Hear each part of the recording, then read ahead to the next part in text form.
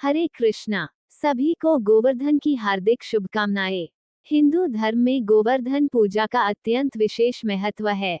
यह पावन पर्व भगवान श्री कृष्ण को समर्पित है। पंचांग के अनुसार गोवर्धन पूजा या अन्नकूट उत्सव हर वर्ष कार्तिक मास के शुक्ल पक्ष की प्रतिपदा तिथि को मनाया जाता है। इस वर्ष गोवर्धन पूजा 22 अक्टूबर को मनाई जाएगी। इस पर्व की सबसे अधिक रौनक मथुरा, वृंदावन, गोकुल, बरसाना और नंदगांव में देखने को मिलती है। इस दिन गोवर्धन पर्वत और भगवान श्री कृष्ण की पूजा का विशेष विधान होता है। गायों का सुंदर श्रृंगार कर उनकी पूजा की जाती है। घरों में गाय के गोबर से गोवर्धन पर्वत की आकृति बनाई जाती है और फिर फूल, धूप, दीप आदि से उसकी पूजा की जाती है। गोवर्धन की विधिवत पूजा करने के साथ साथ अंत में इस व्रत कथा का पाठ अवश्य करना चाहिए। ऐसा करने से घर में सुख समृद्धि आती है। इसके साथ ही अन्नकूट की कृपा से कभी भी अन्न की कमी नहीं होती है। जाने गोवर्धन पूजा की संपूर्ण व्रत कथा। गोवर्धन पूजा की पौराणिक कथा। धार्मिक मान्यता के अनुसार एक बार देवराज इंद्र को अपनी शक्तियों का घमंड हो गया था। इंद्र के इसी घमंड को दूर करने के लिए भगवान कृष्ण ने लीला रची।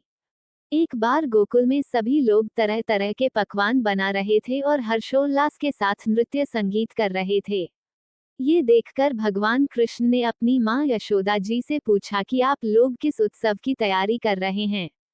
भगवान कृष्ण के सवाल पर मां यशोदा ने उन्हें बताया, हम देवराज इंद्र की पूजा कर रहे हैं।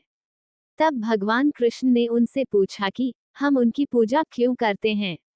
यशोदा मैया ने उन्हें बताया कि भगवान इंद्र देव की कृपा हो तो अच्छी बारिश होती है, जिससे हमारे अन्न की पैदावार अच्छी होती है और हमारे पशुओं को चारा मिलता है।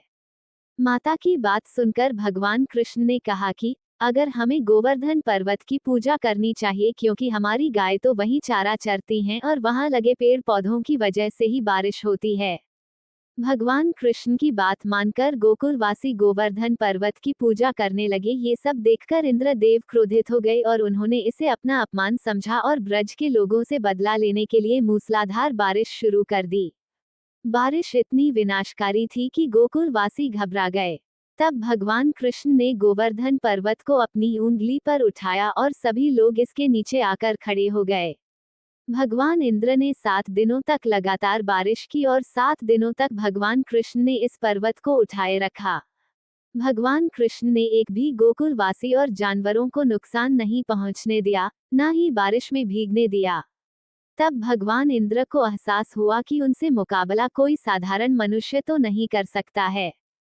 जब उन्हें ये बात पता चली कि मुकाबला करने वाले स्वयं भगवान श्री कृष्ण हैं, तो उन्होंने अपनी गलती के लिए क्षमा याचना मांगी और मुरलीधर की पूजा करके उन्हें स्वयं भोग लगाया और माना जाता है तब से ही गोवर्धन पूजा की शुरुआत हुई।